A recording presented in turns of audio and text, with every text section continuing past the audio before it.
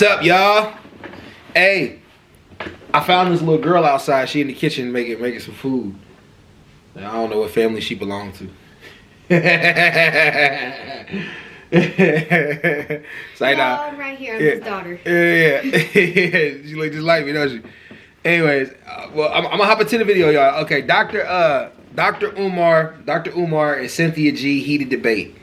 Let's get us a reaction, y'all. I'm excited about this one. Y'all know what to do. Subscribe, turn on the post notifications, and you know what to smash that like button and do. But it's facts. But let's hop right let's hop right into it. Hold on, boom. Okay, and then I think this is okay. Go to the beginning. All right, boom. Are black men? Is there a war being waged against black men? First of all, I want to see where you all stand, just by a yes or no. Dr. Umar, is there? Yes or no? Absolutely yes. Hope, is there?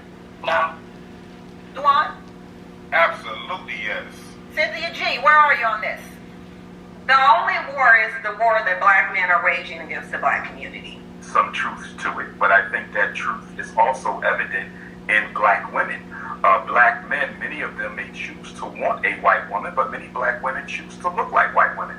So we have to look at ourselves and we have to recognize that the pathology is not more of one gender than the other. That's the issue I have with conversations that seek to see who is more at fault, the black man or the black woman. It's not about who's more at fault. We rise together or we will perish together. The black man cannot survive without his woman, and the black woman cannot survive without her man. And the issue that I take with my two sisters' narrative is I hear a lot of criticism, I hear a lot of condemnation, but I don't hear any empowerment. I don't hear any solutions coming from either one of them. It appears as if that there is a hatred towards black men by those sisters. Even when they said, why are we going back to 1960? Let's stay in 2022. That is so immature and irresponsible of a statement. So Cynthia G, what do you...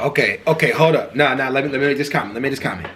Dr. Umar has a point. It seems like in our community, like, it's so much more criticism from the women. And I say the men too, like when it comes to men, I guess it's both. Like there's so much more, but like he's speaking specifically about the women in this scenario, right? So we can talk about the women. It seemed like it seemed to be a little more criticism from the women than it does from the men. Like, and the women are criticizing things that are just out of control. Yeah, but let's see. Like, it's our community. It needs work. It do. But Dr. Umar, I don't think he said nothing wrong in that scenario. I definitely don't, man. I actually love Dr. Umar. Dr. Umar, like if white people, if you on here and you listening to this, listen. Just imagine somebody that love y'all so much that they stand up for y'all. Like, you know how y'all love Trump? Like, that's the same way we feel about Dr. Umar. Like, so, you know, it just vibe with me. You know what I'm saying? If you white, you come on here, you brother too. Just vibe with me for now. What do you say to historical context? I say we should go to the historical context because what I have not heard from Dr. Umar Johnson, or I think his name is Duan, is what I have not heard as they're mentioning all of the things that was done to them. I haven't heard what you did in response to it.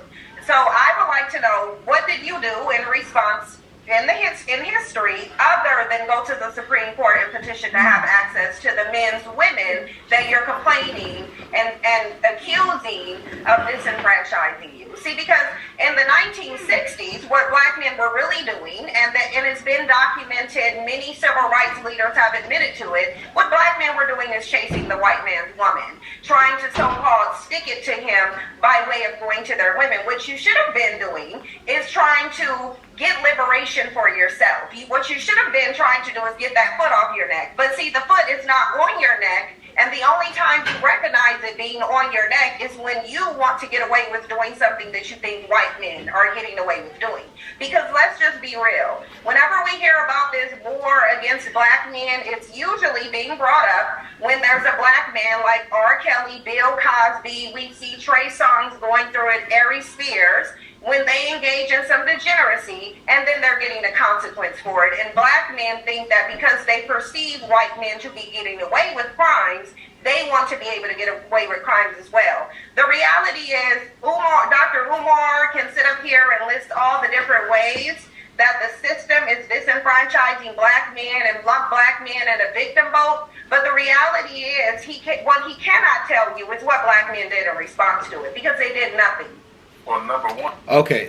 Oh my gosh. Okay. First of all, the amount of black men laying in the grave right now that stood up to be able to make her get the ability to be able to say what she just said is crazy. There are plenty of black men who made sacrifices for more than just what she said, more than just to date white women. There are plenty of black men who sacrificed their name and for the entirety of the community. The many that revolted against slavery. I don't want to hear all that. But here's the thing. I'm not irritated by what she said at all. I think I'm gonna be real. Like I'm gonna be real. That's too loud. Oh. Yeah. I'm gonna be real.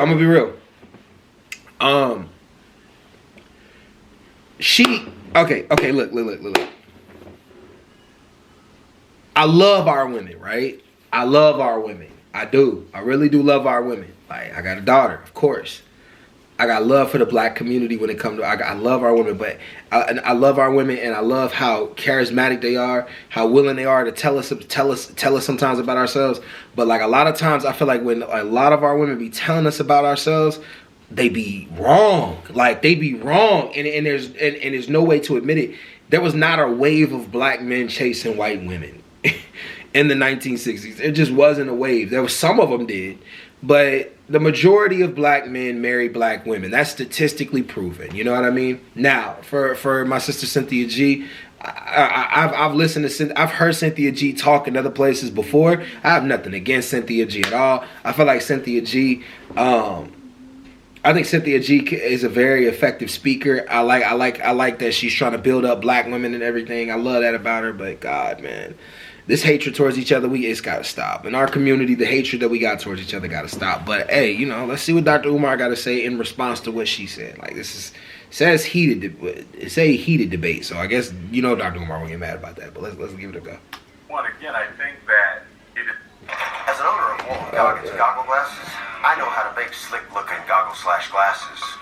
It is such a shame, coming from a psychological perspective, that we seek to heal our wounds as a people by relying on unprofessional testimony by individuals who have a vendetta against the opposite gender in their community. When you hear Sister Cynthia speak, you can hear a hurt and a pain and a hatred towards black men. We cannot find an effective solution to black male-female relationship issues or the oppression of black men or black women when the people at the table having the conversation have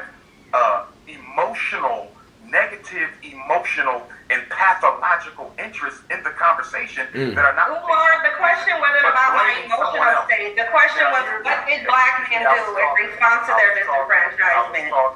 Yeah, because you're trying to pathologize my emotional state. Not that I'm a psychologist too, but what you're not doing is telling us what black men did. I believe he'll get there, Dr. Umar. Dr. Umar. And I'll end it quickly, Sister Tammy.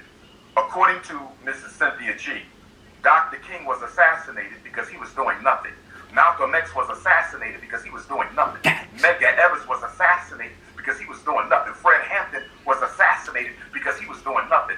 That narrative that black men have done nothing to fight back against systemic oppression, not only against ourselves, but against our women, our children, our elders, and our community, is absolutely ridiculous. The cemetery is filled with black men, names we know and names we don't know, who gave their life for the freedom, liberation, and emancipation of African people. How can you disrespect the history of so many black men, past and present, who continue to fight? I'm sitting in a school right now that we built with all black money, 4 buildings that we're going to educate black men in. It's not easy to solve our problems because there's always black people in your very same community who's fighting against what you're trying to do to help it. But in addition to that, the white power structure is always waving its wand of oppression to try to sabotage anything we do. I think that the analysis of our women is too overly simplistic, and in being such, it is dishonest.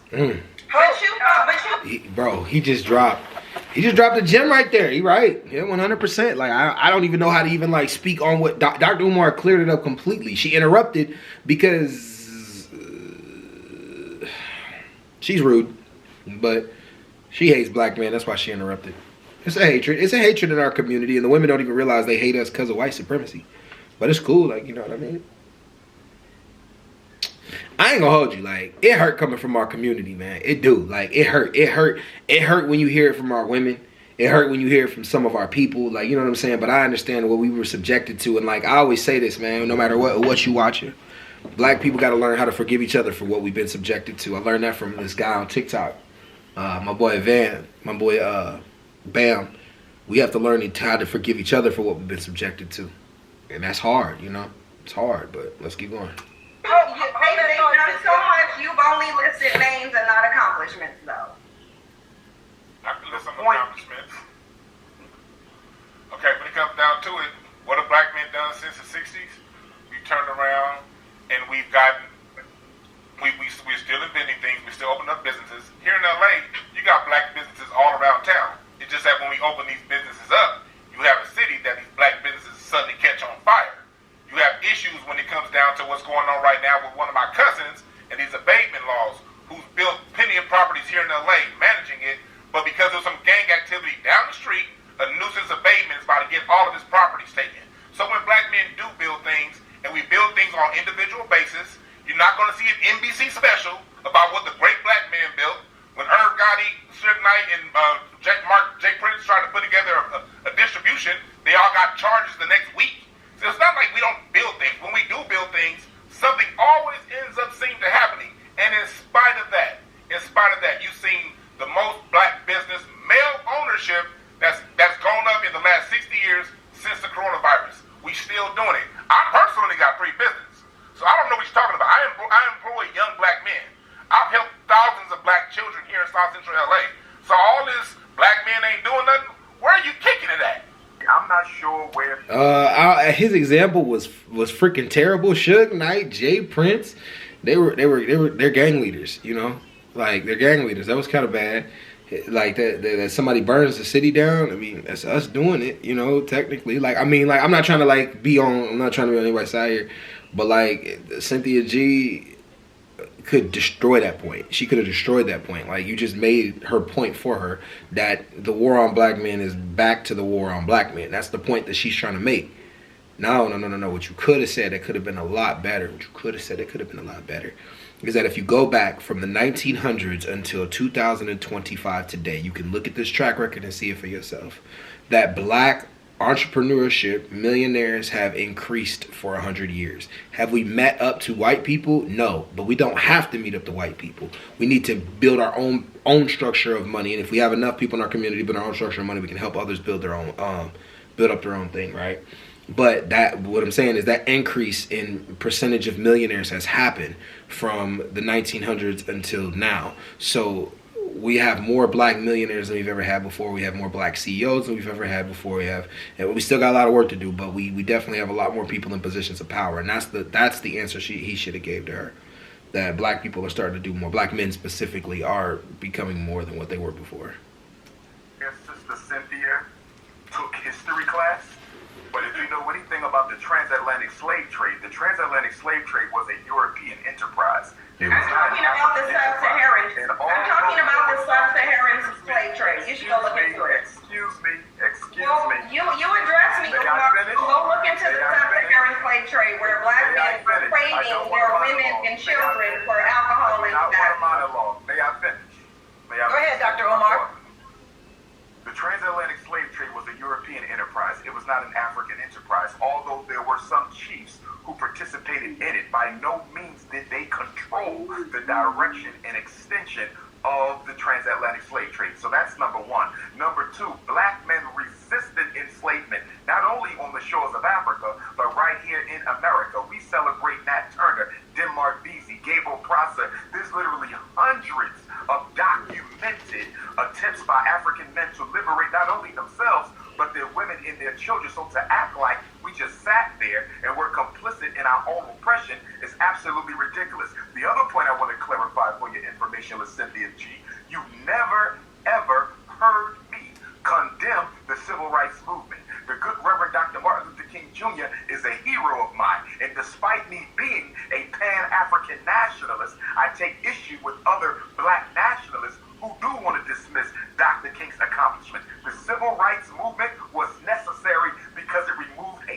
biological scar that's suggestive of racial inferiority. So you've never heard me deride the civil rights movement. I support it, although I took some issues with it. The bottom line is, when black women, black girls, black boys listen to this conversation we're having today, they're going to be confused because they hear two brothers speaking of a greater context of the problems that affect black men, and you hear two intelligent, beautiful black women who want to keep scapegoating black men while ignoring the historical and contemporary systemic challenges that are constantly placed in our way. I'm going to say this and be quiet, Sister Tammy. I got to give you this. There was a recent piece of research, Tammy, that came out, and the research said a black man with a master's degree, they did a study. They had white males who had come out of prison applying for jobs. They had black men with master's degrees, Sister Tammy, applying for the jobs. And guess what?